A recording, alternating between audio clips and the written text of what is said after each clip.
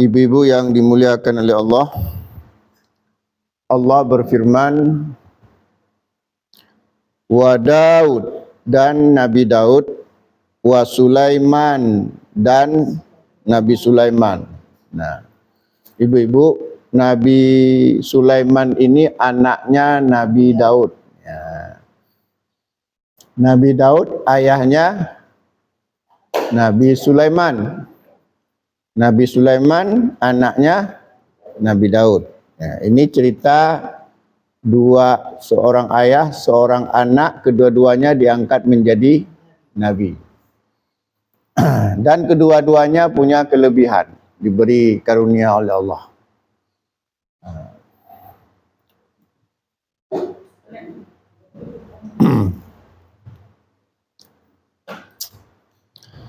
Allah berfirman, wa Daud dan Daud, wa Sulaiman dan Sulaiman, ityahkumani, ketika keduanya memberikan putusan hukum, fil harsi, tentang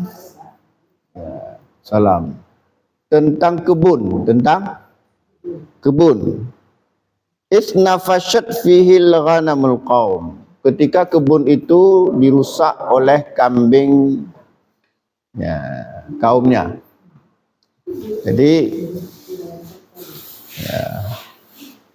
Jadi Allah memberitahu tentang Nabi Daud dan Nabi Sulaiman ketika keduanya memberikan putusan pada kasus kebun yang dirusak oleh kambing. Wa kunna li hukmihim syahidin, dan Allah berfirman, dan kami terhadap putusan kami menyaksikan putusan yang mereka lakukan. Bagaimana putusannya? Jadi oleh Nabi Daud, dalam kitab tafsir disebutkan oleh Nabi Daud. Jadi kasusnya apa tadi, Bu? Ada kebun milik salah seorang kaum Nabi Daud. Kemudian pada malam hari lepas seekor kambing milik orang lain, nginjak-injaklah tanaman tadi. Jadi ada kebun, ada kambing. Pada malam hari kambing itu lepas, lantas menginjak-injak tanaman sehingga tanaman itu hancur. Kambing wanam. Nah, bagaimana putusannya? Dilaporlah kambing orang lain. Jadi ada dua orang, satu punya kebun, satu punya kambing. Pada malam hari rupanya lepas keluar kambing ini, keluar masuk ke kebun, dihancurkanlah tanaman ini, dihancurkanlah. Ya namanya kambing kan, makanan diinjak-injak, daunnya dimakan sehingga rusak kebun itu. Nah, datang kedua yang bersengketa ini kepada Nabi Daud dan Nabi Sulaiman. Nah, Nabi Daud memberikan keputusan, kambing itu harus diserahkan ke pemilik kebun sebagai ganti rugi. Dan kerugiannya juga seharga kambing itu, karena memang berat rusaknya. Itu keputusan yang dibuat oleh Nabi Daud. Jadi gimana Nabi Daud tadi? Nabi Daud memberikan keputusan kambing yang menghancurkan kebun itu diserahkan ke pemilik kebun sebagai ganti rugi.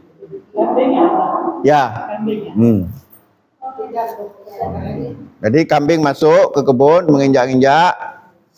Lantas Nabi Daud memutuskan kambing yang merusak tanaman itu harus diserahkan ke pemilik kebun sebagai ganti rugi, karena kerusakannya juga seharga kambing itu.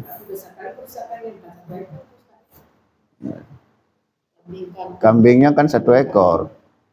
Kalau banyak ekor ya rugilah pemilik kambing.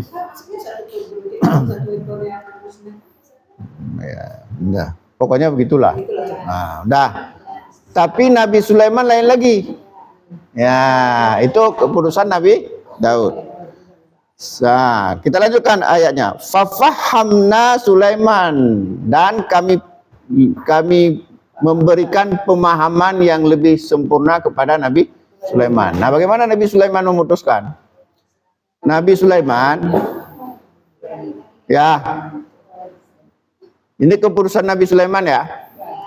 Kambing itu diserahkan ke pemilik kebun, tapi bukan dimiliki, dimanfaatkan. Dah, kebun yang rusak tadi diserahkan ke pemilik kambing untuk diolah, diperbaiki. Nah, jadi gimana tadi? Kambing diserahkan ke pemilik kebun sebagai ganti rugi, tapi bukan dimiliki. Diambil susunya.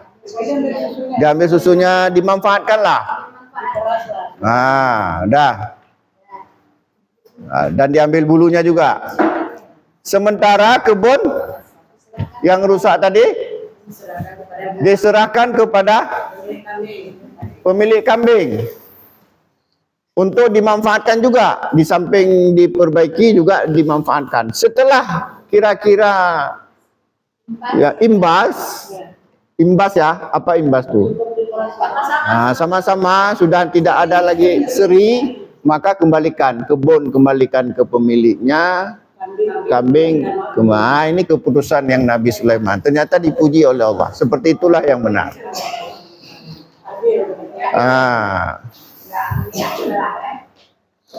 Demikian juga ya dalam di antara hikmah yang bisa kita ambil bahwa kalau misalnya kita menanam pohon jambu misalnya, pohon jambu ya, kita menanam pohon jambu, kemudian cabangnya masuk ke rumah orang, itu buahnya itu menjadi hak yang punya rumah sebagai ganti rugi menyapu. Siapa yang nyapu?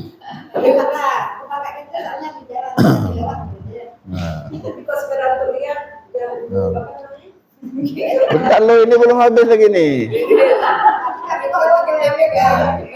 Kok lari ke jambu Ibu Giti pula ini? Oh enggak, bentar lo. Jadi kalau kita ada mangga boleh juga. Mangga kan tanam. Lantas cabangnya satu menjulur ke rumah orang. Maka apabila berbuah itu haknya tetangga. Kenapa? Karena sebagai ganti rugi capek menyapu. Kalau tidak ingin potong. Nggak payah diminta. Bagi yang paham masalahnya, pemilik pohon nggak paham, udah ribut. Kenapa ngambil?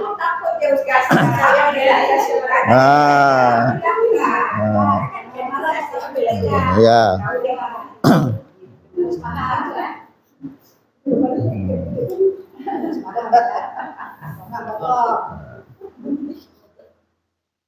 Dah, jadi itu juga bisa terkait dengan ayat ini. Wa atu haqqahu yauma hasadi. Tunaikan haknya ketika hari memanen. Jadi ketika panen mangga, itu hak siapa mangga itu?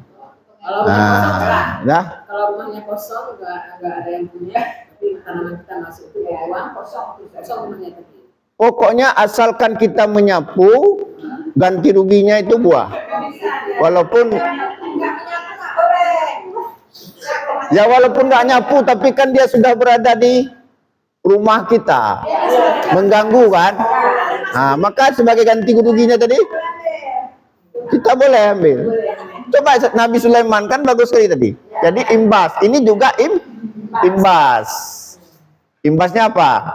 Ya udah capek nyapu, maka mangga. Itu nggak perlu diminta, memang haknya. Seandainya ke situ banyak kali dalam ke situ. Sementara di tempat kita nggak ada buahnya.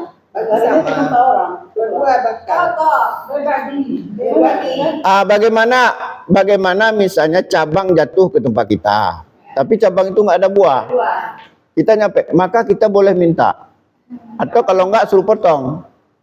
Makanya orang yang paham, ya dia kasih. Nih saya kasih Bu ya, karena Ibu udah capek nyapu, batang mangga saya. Orang yang paham, tapi kan banyak yang kadang-kadang orang nggak paham kan. Maka daripada nanti ribut, bertengkar, potong saja.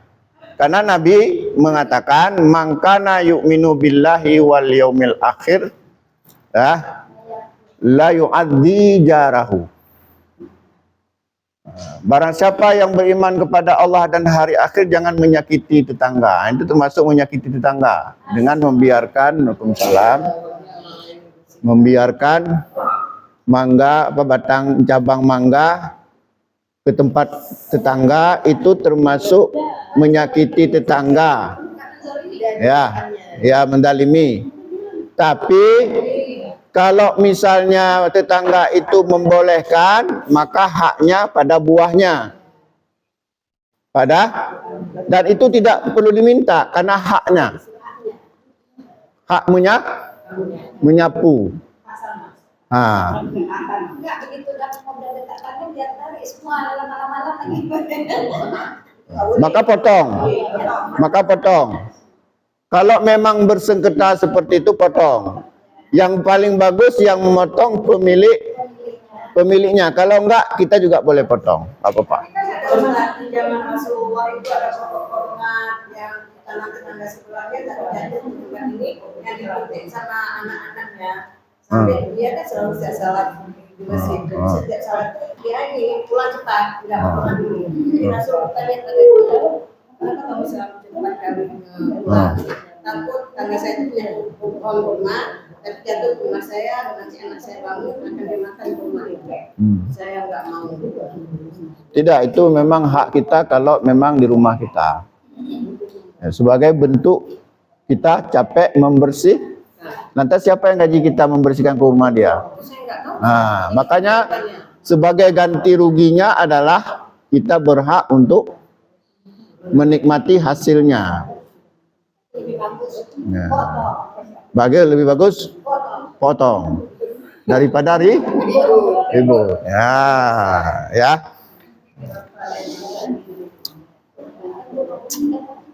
Yang tidak boleh adalah tanpa alasan. Artinya cabangnya bukan ke tempat kita, tapi diam-diam karena mungkin dekat kita ambil, itu baru namanya mencuri. Tapi minta pokoknya aja. Tapi pokoknya nanti saya ambil satu. Sama siapa minta? Pokoknya. Itu sakit tuh. Orang sakit. Masa ngomong sama pohon? Pak Oga, saya bilang Pak Oga. Oh, Pak Oga.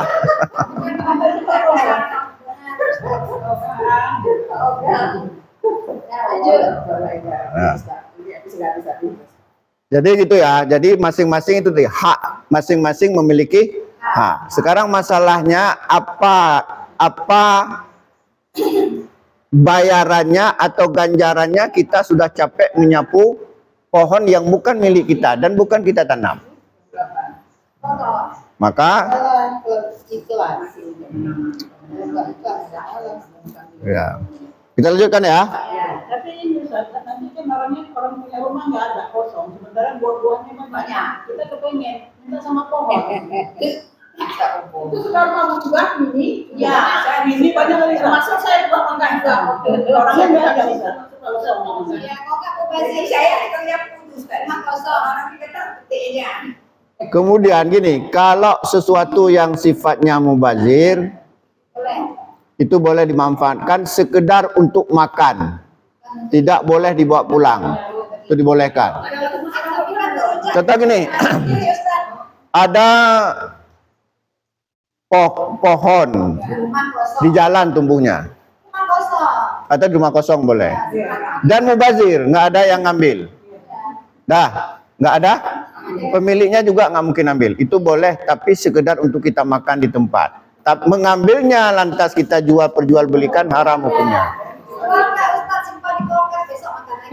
Nah, sekedarnya bolehlah. Karena pertimbangannya mana lebih baik mubazir daripada diambil orang. Kecuali ya. Nanti yang ngasih bersih ada orangnya Ustaz. Setiap hari dibersihin di sapu kedua. Bisa langsung lagi pegang Oh, minta sama orang yang nyapu itu. Sampai kita minta Ah. Ubah yang ngambil utang kan? Dia yang nyapu. Nah, kalau ibu nyapu ambil aja hak ibu. Tapi bagi-bagi kali saya Jadi sebenarnya hal-hal seperti itu mempererat silaturahimnya. Kita jangan berpikir negatif, sikit-sikit mencuri, sikit-sikit mencuri. Padahal belum tentu jatuh mencuri. Paham ya? Nah, sama seperti misalnya kita jalan, tiba-tiba nampak pulpen di jalan. Apakah lantas kita biarkan di situ sampai hancur atau kita ambil? Sapol kan harus tak duit lah. Duit lah jatuh di jalan. Nah, kalau duitnya kira-kira tidak banyak 1.000 itu nggak apa-apa lah. Tapi kalau banyak itu ya kasih ke masjid ya. Karena bagaimanapun hak. Maksudnya jangan sampai seperti pulpen tadi hancur mubazir itu nggak bagus. Lebih bagus dimanfaatkan. Oh, masalah pahalanya itu biar urusan Allah. Kita nggak ada niat mencuri. Hanya kita berusaha jangan sampai ada barang yang mubah. Sama seperti mangga tadi. Innal mubazirina kana ikhwana syayatin. Sesungguhnya mubazir itu temannya Cukup jelas ya? Prakteknya boleh. Nanti kalau ibu-ibu minta sama pohon, nanti pohon yang jawab lah ditunggang langgang nanti. Wah, minta mangga ya? Oke, hahaha, lompat lari tunggang langgang. Rupanya ada setannya. Penunggu. Iya dulu waktu masa saya SMP itu, si Unyil itu. Terkenal sekali si Unyil. Ya, kita lanjut ya. Jadi fafahamna Sulaiman, kami berikan pemahaman Nabi Sulaiman tadi. Jadi Nabi Sulaiman itu tadi begitu cara memutuskan orang yang bersengketa, ya, pemilik kebun dengan pemilik kambing sebagaimana sudah jelaskan.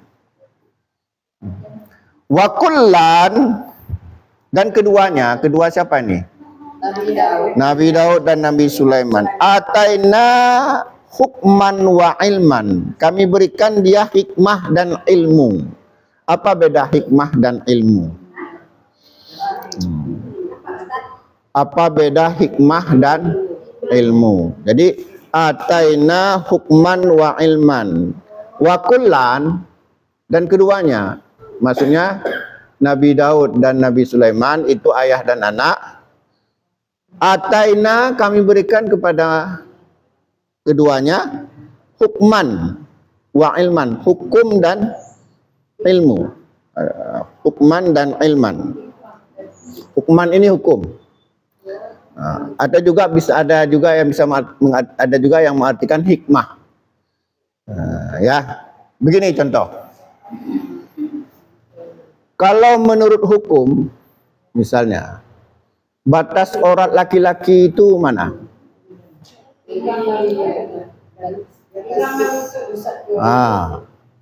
Pusat dan lutut. Nah, sekarang boleh nggak saya pakai sarung, body more misalnya atau apa, gajah duduk, saya jalan-jalan di pasar. Apa dibilang orang? Gila. Walaupun secara hukum boleh. Tapi secara hikmah nggak boleh. Nggak sopan. Paham ya? Itulah hikmah. Contoh misalnya, kalau Nabi mengatakan ya, la yaqbalullah salatal ahid illa bi khimar. Allah tidak menerima salat seorang perempuan yang sudah haid kecuali memakai kerudung.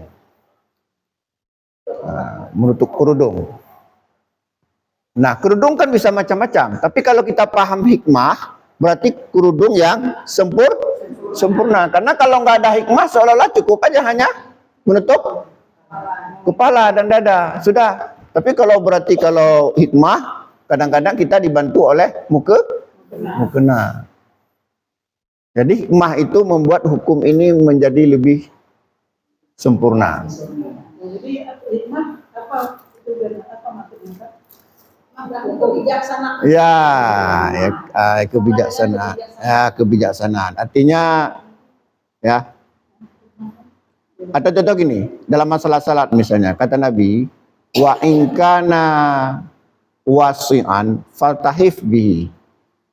Jika ada kemudahan, maka laki-laki ketika salat harus menutup bahu. Wa in kana dhaiqan, tapi apabila sempit, tidak punya apa-apa, fattazir bihi, maka cukup sekedar menutup aurat. Nah, sekarang boleh nggak kita hanya sekedar menutup aurat pergi salat di Masjid Raya Baitur Rahman misalnya? Nggak boleh. Kada ada hikmahnya. Apa hikmahnya? Allah berfirman, ya bani Adam, khuzu zinatahum inda kulli masjid. Wahai anak Adam, pakailah perhiasanmu ketika memasuki masjid. Itu hikmah. Nah, pakai perhiasan apa artinya? Ya pakai baju koko, pakai peci bila perlu, ya, bukan hanya sekedar hukum. Kalau hukum tadi asalkan menutup aurat sudah sah salat kita. Hah? Ya, itulah tadi. Kalau kita hikmah, kita nggak pakai celana jin kan, nggak pakai baju yang kira-kira mengundang perhatian, nggak pakai baju bertulis di belakang apa tengok-tengok kan. Ada pakai kaos di belakang tulis apa tengok-tengok. Itu nggak punya hikmah itu. Nggak punya hikmah. Nah, ada hikmah ini lebih ke adab. Lebih ke adab. Ya, paham ya? Contoh misalnya, poligami itu kan nggak ada izin dari istri kan. Tapi dengan hikmah minta izin. Karena kalau nggak izin, kiamat dunia. Kan gitu. Nah, jadi hikmahnya apa? Memang hukumnya nggak ada minta izin. Nggak ada syarat poligami itu harus minta izin. Tapi untuk hikmah. Supaya tidak berkelahi. Supaya tidak ribut. Supaya poligami itu sesuai dengan ketentuannya. Tidak ribut. Harus minta izin. Jadi minta izin itu memang bukan hukum. Tapi hikmah. Kalau diizinkan jalan, kalau nggak diizinkan baik macam-macam. Kalau nggak diizinkan jalan berarti dia nggak memperhatikan hikmah. Itu aja. Ya nggak berdosa karena kan kecuali melanggar hukum. Tapi kalau dia sudah mendalimi bisa jadi dosa. Nggak adil. Udah punya barang baru, barang lama ditinggalkan. Ya kan? Nah, jadi makanya kalau hikmah itu semuanya aman. Ya bijak, bijak. Makanya ilmu dan kalau ilmu saja kaku kita. Hukum aja. Sikit-sikit dia orang kafir, sikit-sikit salah. Salah, memang salah, tapi dengan hikmah kita bukan mengatakan salah. Belum betul. Masih belajar. Itu orang punya hikmah. Belum sempurna. Tapi kalau orang nggak punya hikmah, oh itu salah. Ya kan? Salah itu. Tapi kalau orang punya hikmah, ya apalah. Pokoknya dia lebih sejuk. Nah, ini para nabi punya hikmah. Coba kayak nabi misalnya, dilempar pakai tai unta, lantas nggak marah. Itu karena hikmah. Gue tanya, apa nena? Iblis mentong, udah tumpom nih. Pada tengok-tengok, gitu udah marah kita. Nah, hikmah itu berat itu. Dia perlu persiapan jiwa yang matang. Kesabaran yang tinggi. Ya inilah yang kadang-kadang nggak kita punyai. Kita umumnya nggak ada hikmah. Sikit-sikit berkelahi, sikit-sikit marah, sikit-sikit minta cerai. Akhirnya menyesal. Kalau lagi marah itu, oh detik ini juga curaikan aku. Dah tuh menyesal. Kenapa nggak ada hikmah? Orang hikmah itu pikir panjang-panjang. Pikir banyak apa akibatnya, apa manfaat dan mafsadatnya. Marah itu Ustaz kan kapan sasa dia marah. Nah, pergi aja daripada apa untuk menenangkan. Karena ya. Karena kalau sudah marah kadang-kadang tergesa-gesa. Tergesa-gesa itu kata Nabi al-ajalatu minasyaitan. Tergesa-gesa itu dari setan. Makanya dikatakan apa? Hukman wa ilman, hikmah dan ilmu. Nah, hikmah itu. Contoh lagi ya, hal-hal yang kecil misalnya. Misalnya ada orang bilang, ini bukan hukum, ini sekedar sehari-hari. Tolong taruh ini gelas ini di meja ya. Orang nggak punya hikmah taruh aja di sini. Kan memenuhi kan? Kan katanya suruh taruh gelas di meja. Ya taruh aja sini. Tapi bagi orang hikmah, kalau saya taruh di sini nanti tersenggol pecah. Taruh di sini. Kan beda orang punya hikmah. Orang punya hikmah, orang yang nggak punya hikmah, ini dia bilang apa? Air ini kurang 1/4. Itu orang nggak punya hikmah. Apa dia bilang? Air ini kurang 1/4. Tapi orang yang nggak punya, yang punya hikmah, air ini hampir penuh. Mana enak? Mana lebih enak terasa? Hampir penuh. Hampir penuh. Padahal kita kadang-kadang kan suka dibilang kan, udah pinter sekarang ya, senang kan? Padahal berarti maknanya sebelumnya bangai. Kan? Udah pinter sekarang ya, berarti sebelumnya bodoh. Kan? Ibu udah pinter ya, itu senang dia. Padahal maknanya apa? Sebelumnya bangai.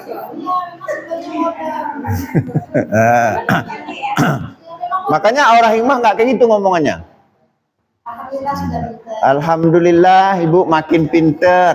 Makin pinter. Dia bilang apa? Alhamdulillah sekarang ya anak-anak udah makin pinter. Itu orang hikmah. Tapi orang nggak udah pinter sekarang ya. Anak-anak karena dia nggak paham kali, dia pikirnya itu pujian. Kacau dong Jino. Berarti sebelumnya bangai.